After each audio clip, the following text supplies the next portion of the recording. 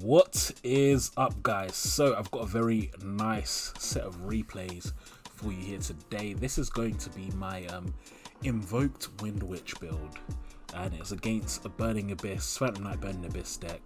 Yeah, it was a really good game I had with a mate, and this deck, I actually really like it this meta. Oh, before I get into the explanation stuff, guys, look, for those of you who are still awaiting my live duels, my live Dark Lord duels, don't worry, I have not forgotten. I've just had a bit of an issue first getting the data off my phone, and then when I looked at the footage, it was just 100% trash. My hand was shaking, all sorts of things. And I don't really want to upload dead footage, so I did get a camera stand now, and I'm going to be re-recording it today or tomorrow, so don't worry, those videos will be out soon. I have not forgotten, don't worry, I'm definitely going to have that footage out as soon as possible. It is a really fun game, fun deck to play. But moving on, yeah, Invoked Windwitches. I really like Invoked, I really like Windwitches this format, just because I find like both decks are really good in the grind game. They're both really strong at kind of making these incremental advantages that's just hard for your opponent to deal with in a similar kind of style to Dogmatica. What I really like about this deck as well is that Crystal Wing Synchro Dragon is a really strong monster to out a lot of threats at the moment. Like, it's really good against Dragoon. It can just beat over Dragoon. If Dragoon tries to negate it, it just negates that and then still beats over it. I also really like the fact that Invoked as well, it's just a really nice kind of grindy engine to kind of compete with things like Phantom Knights. As you'll see, at first I'm losing, but then it's like the ability of Invoked to grind does really kind of put me ahead and give me a chance to actually play the game. And then I also added a Fairy Tale Luna / Kaiju package. So what I want is I want a really consistent out to anything.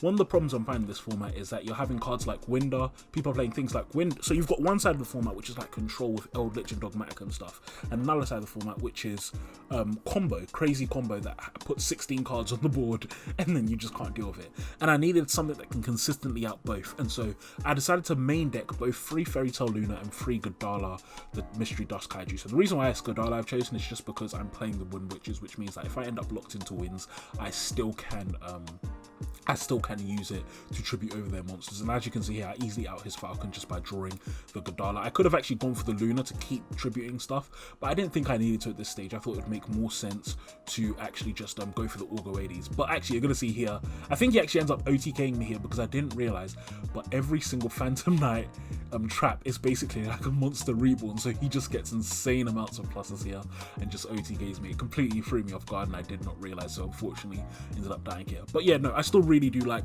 having that kind of Fairy Tale Luna Kaiju package to out any sort of threat that I come up against. So that was game 1, unfortunately losing it. Moving into game 2, my hand again, it's quite a good hand as well when you look at it, because at first it seems like, oh, I haven't got any sort of engine pieces, but what I really like is that having the accessibility of Fairy Tale Luna, and then also having the Phantasme to dig into my deck, and having the talents to dig into my deck and the upstart. I mean, it's just so much consistency and so much versatility that it's inevitable that I will get to those combo pieces, which is really wonderful. But as you can see here, he kind of goes into his standard board.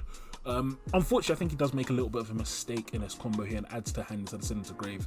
But it doesn't actually completely screw over. It's still a good board, kind of 2 negates, set negates, and he's got the Appaloosa. But luckily enough, I'm just gonna kind of upstart, and then in the perfect position for an Invoke player here. I mean, I've got Meltdown and I've got Invocation and I've got Alistair in my hand, and I managed to get both Fog Blades out and Negates thing all in one go. So I mean, I'm really off to the races here. And then I've got the talents to carry on. So obviously I'm going to link into the Invoker of Madness and just start looping it, which is really good. And this link monster is just so good because it just lets you do crazy things. I mean, you can just keep fusion summoning, so I'm going to get all of my Invoked monsters out here. I put out the Macabre at first thinking maybe he'll have Nibiru. Then I was like, you know what, go hammer, go home. It doesn't matter if he has Nibiru now because I'm in battle phase.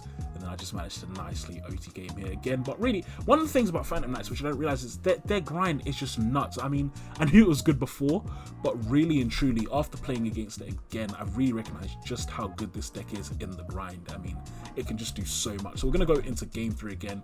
And unfortunately, again, I've drawn both of my Windwitch combo pieces, but it's not the end of the world.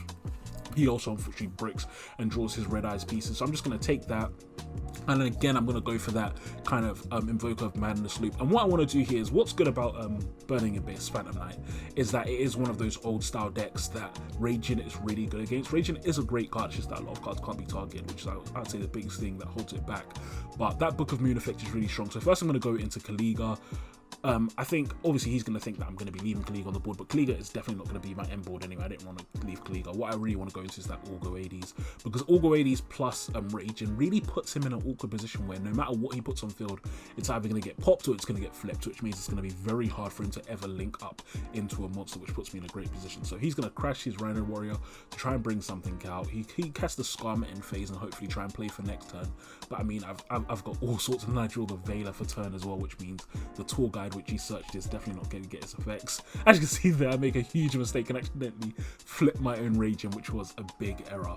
But yeah, going into that, I'm going to Veiler the tour guide. Tour guide's not going to get his effect off, and then it's just a case of this kind of slow beatdown. It's really just about preventing him from establishing any sort of board, and then I get the upstart into the invocation and really just kind of secure that victory, because now I actually can just kind of loop the Alistairs, get all of my different invoked monsters on board, and push for game. But yeah, really good match. Definitely going to have to be looking at Burning Abyss again though, because it is a really strong deck. So let's get into that Invoked Windwitch profile. So Invoked Windwitches. So here we go. So, and now, as I said, the goal of this deck, obviously, is just to outgrind my opponent and to rely on the strong loops I have. So we're going to be starting off with a kind of fairly standard kind of invoked package. So we've got a 3 Alistar, 3 Meltdown, 3 Invocation, and Terraforming. That's kind of the main engine of this deck, and it provides it with that grind and that versatility to kind of out whatever threat I need to out. Then moving past that, I'm also going to be playing 3 Luna, 3 Godala, and this outs everything. If there's a Winder, you can out with Godala. You can out with Luna. If there's a Dragoon, you can out with Godala. If there's, I don't know what else, if there's a Megalops, you can out with Godala. No matter what it is, it can almost always be out by Godala, and if it can't be out by Godala, it can almost guaranteed to be out by Luna. If it's something like a Vanity's Fiend, for example, you can out it with the Luna. That's what I really like about this combo, because even though it does kind of brick sometimes, if you're dedicated going second deck, having these 6 cards pretty much gives you an out to any sort of monster in the meta, which is always going to be really versatile. Then we're going to have our Windwitch package. Now this package is really good. It does brick sometimes, which is sad, because if you do draw the Glass Spell, you're not in a good position. Drawing Snowbell doesn't really matter, but drawing Glass Spell is probably the only brick, and so that does hurt.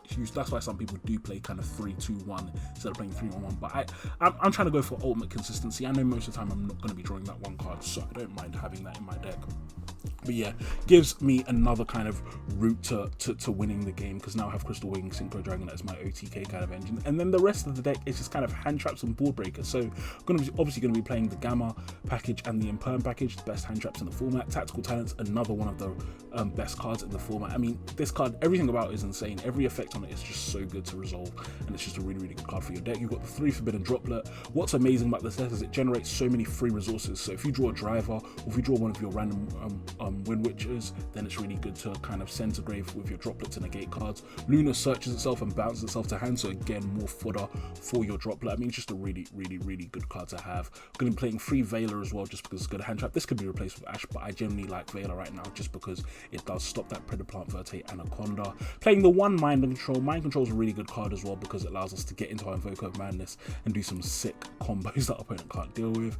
And then it's just, again, standard stuff after that, nothing really special. I'm also playing the 1 Cosmic Cyclone in the main, because I have seen an uptick of Mystic Mind, so I like having that just 1 random back row removal in case someone tries to Mystic Mind me or something. Then I've got that card to kind of push the game. Then moving into the extra deck, nothing too special about it. I do have the Reprodocus in there. I haven't taken it out for anything. This is probably the only card I would say that you could probably get rid of it for something else. The only reason it's here is because I did used to play the Nemesis package in it, but I thought, no, let me streamline it. It was too many engines, too many conflicting bricks. Nemesis is really good with Invoked and really good with Side Frames, but I thought I don't really need it for this. I'm never feeling like I need that extra grind, so you can switch Reprodocus for any other link too. But then we've got the Lambda, really good card, just in case I have spare materials and I end up with Gamma. That lets me do some stuff with that. Got Alistair the Invoker of Madness, Borosword. I've started playing Borosword a lot more. I don't really play Access Code as much as before, because I've just found the best solution is just to OTK my opponent as fast as possible. So Borosword and Boroload actually is another good card that I've been playing, because it does out a lot of the bigger threats today as well. But those 2 cards are definitely a lot better. Access Code is a good card, and if you have the money, go for it. But in my opinion, Borosword is just as good, especially if your deck has the utility to deal with cards you need to anyway. Then we've got our Windwitch package. So we've got our Winterbell for the burn and Crystal Wing for the burn. The reason why I go with Winterbell over Clear Wing is just because Winterbell has the burn, which means that in time it does have a slight advantage over the other card. Then we've got the Omega for the Gamma, because I do like having that package just in case I need to go into Gamma. And then just a kind of slew of invoked monsters. So Kaliga, really good. Raging becomes a lot better in this deck, obviously, because we've got a great win target. Purgatory for OTKs, Orgoades, really good wall and really good later in the game in those simplified game states, and 2 Macabre because we have got our like targets. Then moving on to extra deck, nothing special. 3 Nibiru, 3 Phantasme. These are great against combo. 3 Lancia. Lancia does beat a lot of the strong decks. Dino is quite frustrating at the moment, so it's nice against them. Phantom Knights is great against them. Eldritch is great against them depending on the scenario. So it's just Orcus is another deck where it's really good against. And even Dragon Link, it does hurt them a little bit sometimes. It depends on the kind of combo route they're going. But Lancia, I think, is a really good hand trap this format. Droll is probably the only card that I'd replace for this Lancia because that's just as good, I would say.